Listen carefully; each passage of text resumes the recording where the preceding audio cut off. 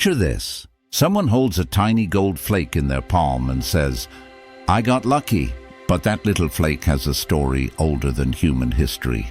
Here's the question. If gold takes millions of years to form, why do we treat it like something that should reveal itself in a weekend? We live on a human clock. We count time in mornings and months. We think in deadlines. We expect progress to show up quickly because in our world, speed feels like proof. But gold doesn't live in our world. Gold belongs to a different clock, one measured in pressure, heat, and deep underground changes that happen so slowly, you would swear nothing is happening at all. And that's the first lesson gold teaches. Real value doesn't always come with noise. Before gold ever reaches the surface, it spends ages trapped inside rock, not shining, not waiting to be found, just existing in tiny scattered amounts while the earth keeps working. Most of the time, nothing exciting happens. No dramatic moment, no sudden reveal, just repetition, again and again, until one rare window opens and conditions finally line up. That's why gold is precious. Not only because it's valuable, but because it represents time that cannot be rushed. In this video, we're not talking about where to find gold. We're talking about what gold teaches us about time, why nature moves slowly, why most of its work is invisible, and why our impatience makes us misunderstand what's actually happening. In the next part, we'll compare human time to geological time, and once you see that difference clearly, you'll understand why gold feels mysterious, even though the process is completely logical. Let's put two clocks next to each other. One is human time, days, weeks, years, a lifetime if we're lucky. The other is geological time, thousands, millions, sometimes billions of years. And the problem is, we keep trying to understand gold using the first clock, even though gold is built by the second. In human time, progress usually looks visible. You study, you improve. You work, you get paid. You plant, you harvest. We're used to feedback. Geological time doesn't give feedback like that. Most of what creates gold happens where we can't see it. Deep underground, under heat and pressure, inside rock that changes so slowly it looks permanent. That's why people underestimate the process. Because if you can't see movement, your brain labels it as nothing. But in geology, nothing is often preparation. Gold doesn't form because one dramatic event happened. It forms because many small events happened, repeatedly, in the right places, in the right sequence. Heat rises and falls. Pressure builds and releases. Mineral-rich fluids move through cracks in rock, carrying tiny amounts of gold each time. One pass of fluid might leave almost nothing, but thousands of passes, over enormous time, can leave something real. And this is where gold teaches a second lesson. Big outcomes often come from small repetitions. Human time loves shortcuts. Geological time doesn't use shortcuts. It uses accumulation. So when people say, gold is mysterious, I think what they really mean is, gold is slow. It's not unpredictable. It's just operating outside our natural sense of time. In the next part, we'll talk about something even more surprising. Why most of geological time produces absolutely nothing valuable at all, and why that's exactly what makes gold so rare. Here's a thought that sounds strange at first, but it explains gold better than any myth. Most of geological time produces nothing. No valuable concentration, no dramatic formation, no treasure moment, just rock, changing slowly, doing ordinary earth things. And that's the part people miss. We assume that if you give nature enough time, it will eventually create something valuable, like time guarantees progress. But nature doesn't work like a factory. It works like a filter. For gold to become meaningful, usable, mineable, worth talking about, time alone isn't enough. You need the right conditions, and they have to show up in the right order. Most places never get that sequence. They might get heat, but not the right pathways. They might get fluids, but not the right chemistry. They might get cracks in rock, but not the repeated cycles needed to build concentration. So yes, Earth has had a lot of time, but time without the right conditions is just time. That's why gold feels special, not because it took a long time, but because most of that time led nowhere. Gold forms during rare, windows, brief moments in the planet's long story when multiple factors align.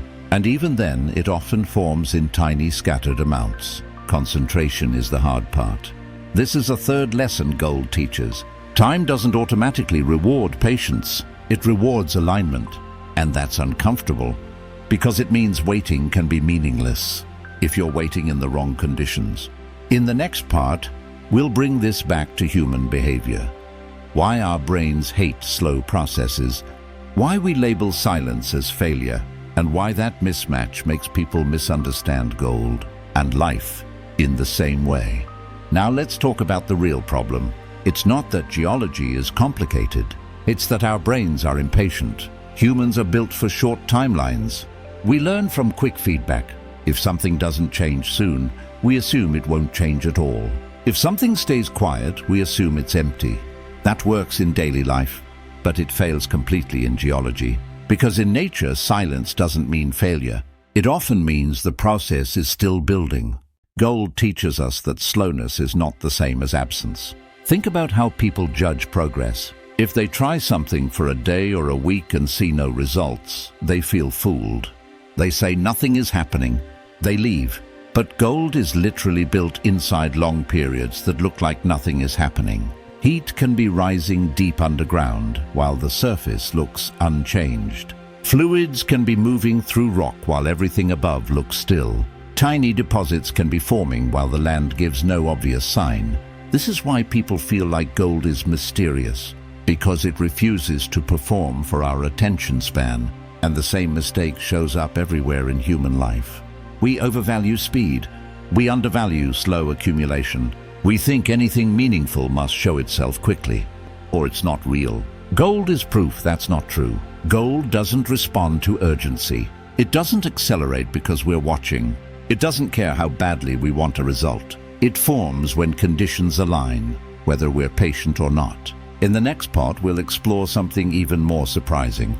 Time doesn't only create gold, time also breaks it apart. And that's why when matters as much as how. Here's the part that changes how you see gold forever. Time doesn't just create gold, time also destroys it. Gold deposits are not permanent trophies sitting in the ground forever. They're temporary arrangements formed by rare conditions, and then slowly pulled apart by the same planet that made them. Mountains rise, and then they erode. Rivers cut into rock, and then they shift. Sediment buries old layers, then water strips them again. Over long time, the Earth is constantly rearranging the surface. So even when gold forms in a concentrated way, it doesn't stay safe. It gets broken, scattered, buried, diluted, sometimes until it's no longer useful at all. That means there's a fragile window where gold is both present and reachable. Too early and it's locked deep underground. Too late and it's been spread out so thin it's basically gone. This is why discovery feels like luck. Not because gold appears randomly, but because access to it is temporary. You're not just intersecting with a place. You're intersecting with a moment in time. And that's a powerful lesson. Gold reminds us that value is not only created, it's also lost quietly through time. So when people say, there must be gold everywhere, they're not completely wrong. Gold may exist widely in tiny amounts, but usable gold, concentrated gold, is rare because the planet doesn't preserve it. The planet keeps moving it. In the next part, we'll talk about the illusion this creates in our minds. Why humans always feel like more gold must be waiting, just beyond reach, and why that belief is both natural and misleading. After hearing all this, a lot of people still hold on to one belief. There must be more gold out there. More deposits waiting. More discoveries coming. More treasure just beyond the next ridge. And I understand why that belief feels good. It turns gold into a promise. It makes the world feel generous. It makes patience feel guaranteed. But gold doesn't promise that, because most gold that ever formed on Earth is already outside our reach. Not hidden in a clever way, outside our reach in a physical way. Too deep, too scattered, too diluted, or already broken apart and recycled by time. What we find today is not all the gold that exists. It's a narrow overlap, a brief moment where concentrated gold happened to survive long enough. and rise close enough for humans to cross paths with it. That's a strange thought, but it's true in spirit. Gold is not waiting for us. We are just passing through the same timeline, and this is the lesson most people resist. Rarity isn't a challenge you can always overcome with effort. Sometimes rarity is a boundary. That doesn't mean hope is useless. It means the story is bigger than our desire. It means the earth isn't holding treasure for us. It's simply running its processes. And once you accept that, you stop treating gold like a prize and start treating it like a record of rare conditions and rare timing. In the next part, we'll turn this into the final takeaway: what gold teaches us about our place in time, and why understanding time changes the way we see value itself. If gold teaches us anything, it's this: value is not loud. We tend to think valuable things should stand out. They should be obvious. They should shine. They should feel dramatic when you finally see them. But gold doesn't work like that. Most of its story happens in silence, deep underground. Over time spans too long for us to feel. Gold becomes valuable not because it wants to be, but because it took an extraordinary amount of time, under rare conditions, to become concentrated in a form that humans can actually use. That changes how you define rare. Rare isn't about being hidden. Rare is about being difficult for nature to repeat. And once you understand that, you stop thinking of gold as a lucky discovery. You start thinking of it as a message from deep time. A message that says, this took longer than you can imagine. And that message applies beyond geology. Because humans often chase fast value, quick wins, instant results, visible progress. We worship speed so much that we forget how many meaningful things in life are built. The same way gold is built, slowly, invisibly, through repetition. Gold makes impatience look small. It tells us that some of the most real processes produce no applause while they're happening. So here's the uncomfortable question. If nature needs millions of years to build something rare, why do we expect anything valuable in our lives to form quickly? In the final part, we'll close with the simplest takeaway, one thought that ties everything together, and a reminder that gold isn't just a material, it's a lesson in time. Gold is more than a metal. It's a reminder that the world isn't built on our schedule, and that time doesn't speed up just because we want an answer. Gold is rare not because it's hiding, but because nature almost never repeats the exact same conditions twice. For millions of years, nothing visible happens. Then briefly the right factors align. Gold concentrates, and time immediately begins to pull it apart again. We don't earn gold by wanting it. We encounter it when the timeline allows it. And once you understand that, gold stops feeling like a prize and starts feeling like proof. Proof that real value can take forever to form. Proof that silence can still be progress. Proof that patience is not weakness, it's realism. So the lesson gold teaches is simple. If something is truly valuable, it probably won't arrive quickly, and it probably won't announce itself when it does.